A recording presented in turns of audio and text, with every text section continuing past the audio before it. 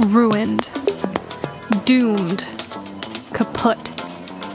That was the state of my day after enduring the agony of work, cramming myself like a sardine onto the crowded bus and fighting through driving rain to the grocery store, only to discover that my lifeline, my reason for living, had been whisked away, leaving empty shelves.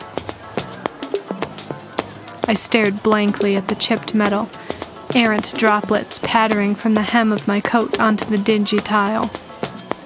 I didn't ask much from the universe. The usual, really. Not getting hit by a bus, my apartment not burning down, my hair and teeth not inexplicably falling out. But this was a low blow, even for the distant and indifferent cosmos. "Excuse me." I flagged down the bleary-eyed teen in a green vest, wheeling a cart of bread down the aisle. He slumped forward to lean on the cart, his head swinging to face me, which I assumed was as close as I was going to get to, "Can I help you?" "Do you have any Oreos?" He stared past me to the empty shelves. "We're out." "Could you look in the back?" "We're out," he repeated, resuming his agonizing trudge down the aisle, one of the wheels on the cart wailing with each turn. I shoved aside the other, lesser cookies, hoping for a glimpse of cheery blue and the chocolate delights within. Maybe a packet nestled somewhere out of sight, waiting for me. Not just any Oreos either, the double stuff. All I wanted was to slouch on the couch with a packet of Oreos on my stomach, twisting those little discs apart, numbing my mind with some inane TV and pretending nothing else in the world existed. That wasn't too much to ask, was it? The slouching teen reappeared, a blue packet in his hands. "Here." My savior! But my hopes crumbled like a stale off-brand cookie as he extended it to me, and I tried to keep the disgust from my face, willing the corners of my mouth into a friendly smile instead of a sneer. These weren't Oreos. They were abominations, cream sandwiched between two deceitful yellow wafers. Anyone who thought they were even in the same genus was an idiot.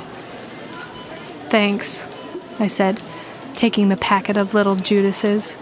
If they had mouths, I'm sure they'd be laughing at me. When he disappeared around the corner, I shoved them among the multitude of chocolate chip cookies and Swiss rolls. Having no Oreos was better than having yellow Oreos. Chocolate Oreos were soothing, nostalgic, comforting. Yellow Oreos taunted you, made you embrace your own mortality and tasted bland while doing it. I cast a last glance at the shelves, still refusing to accept they were empty, before trudging to the front of the store, hoping I could drown my sorrows in a few travel-sized packets from the registers. Maybe the world knew something I didn't.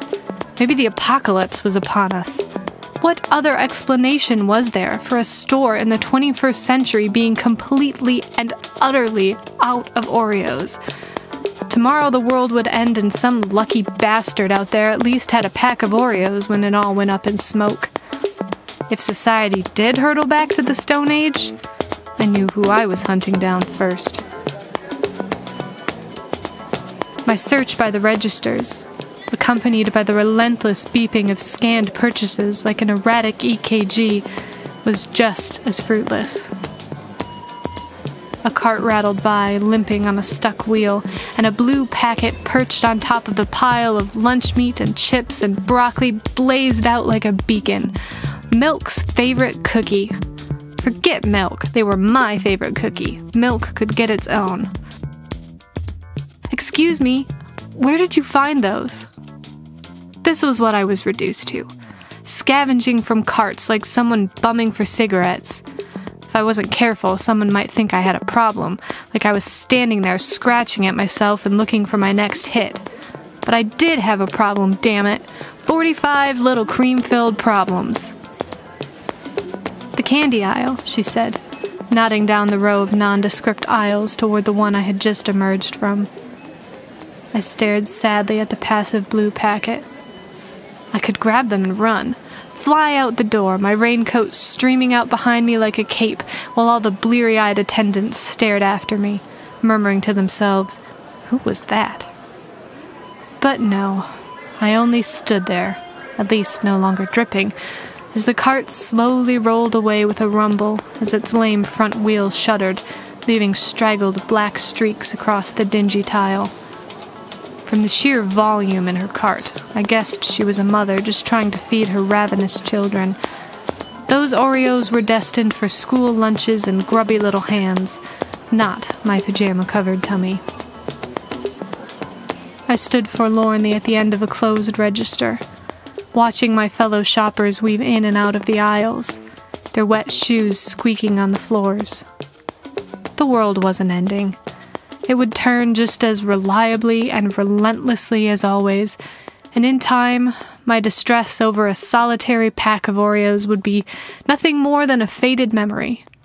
Sparks of electricity that vanished into the ether instead of working their way into the web of experiences that came together to form the strange and arguably questionable organism I called me. In a year's time, it wouldn't matter one bit whether the shelves had been empty or full. It was just another day like so many others, so many other identical, indistinguishable trips to this same store. If anything, this should be a wake-up call, a reminder that the real things in life weren't sold in packs on store shelves. Those things faded into a lost haze of existence. The real things, the real memories were out there, waiting to be taken, waiting for me to go and take them. With a sigh, I trudged toward frozen foods. Maybe they had Oreo ice cream.